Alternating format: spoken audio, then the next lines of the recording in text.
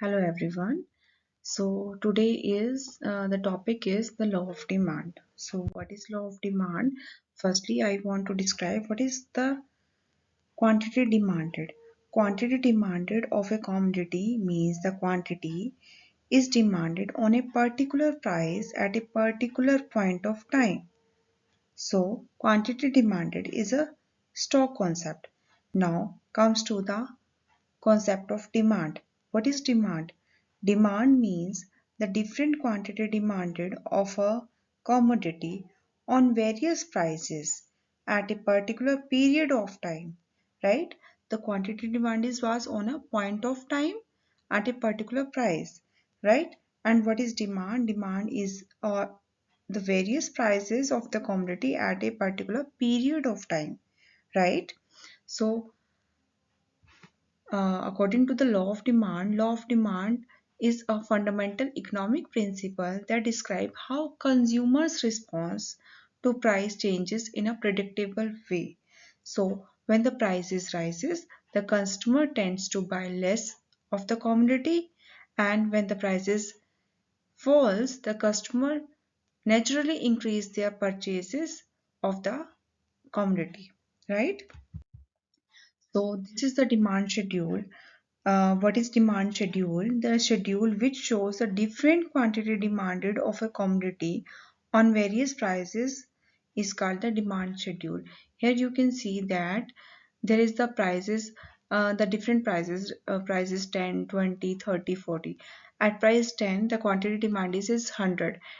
If the prices increases by 20 from 10, then the quantity demanded will decrease from 100 to 80, right? And if the quantity demanded, sorry, if the prices increases by 30, the quantity demanded will decrease by 60, right?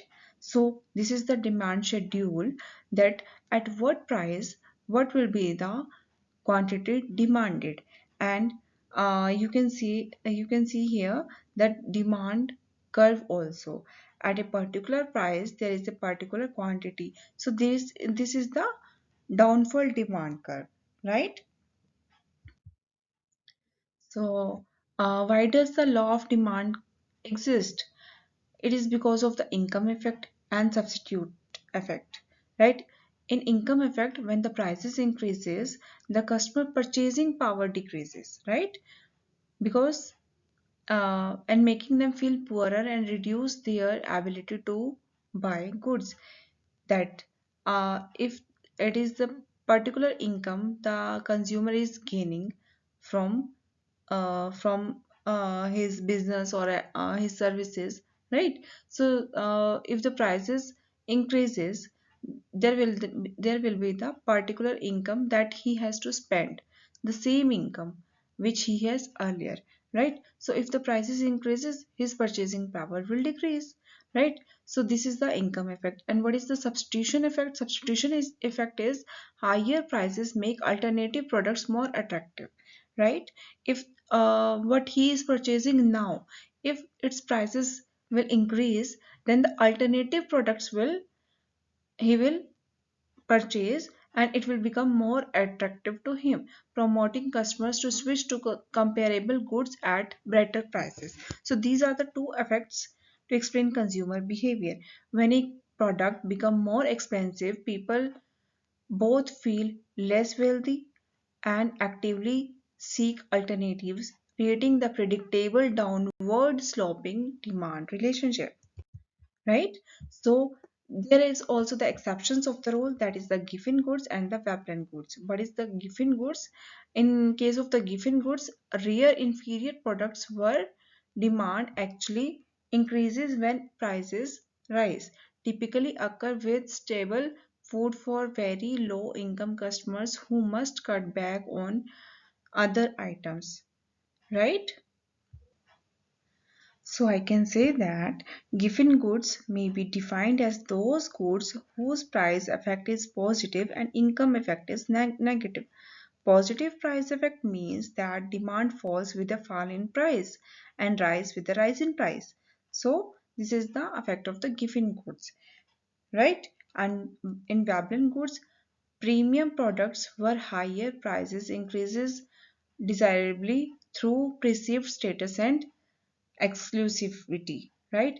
Just like we have to maintain the status by the luxury cars, watches, and design shoes, design fashions, design clothes, right? So we have to maintain the status. So these are the exceptions of the law of demand.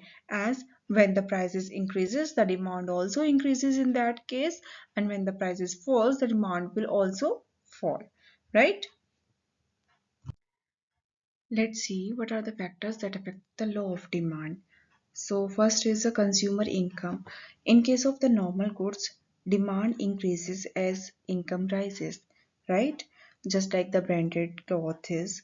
And in case of inferior goods, demand decreases as income rises.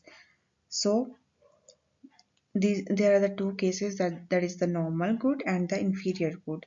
In case of the related goods, first is substitute goods. In case of substitute goods, if the prices of the substitute rises, the demand of the original good will increase. And in case of the complementary goods, if the price of the complementary good rises, the demand of the related good will fall. Okay. And next is the population size.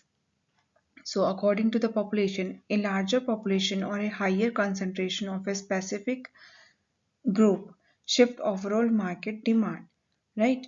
So what kind of the population is it? In case of we can say in case of age, in case of demographics, just like gender, age, uh, right?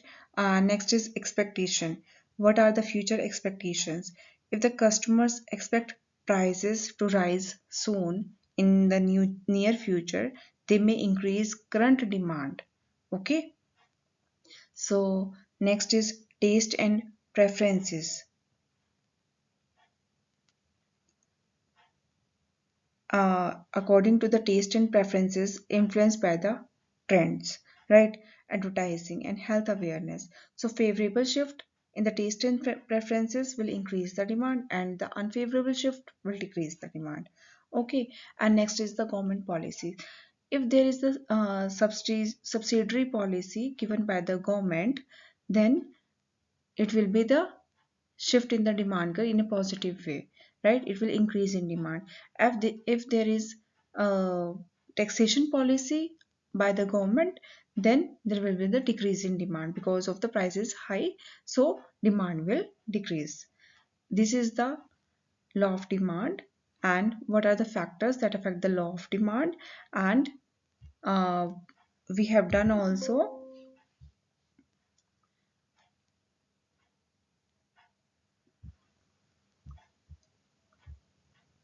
exceptions of it, right? So this is the law of demand. Thank you so much.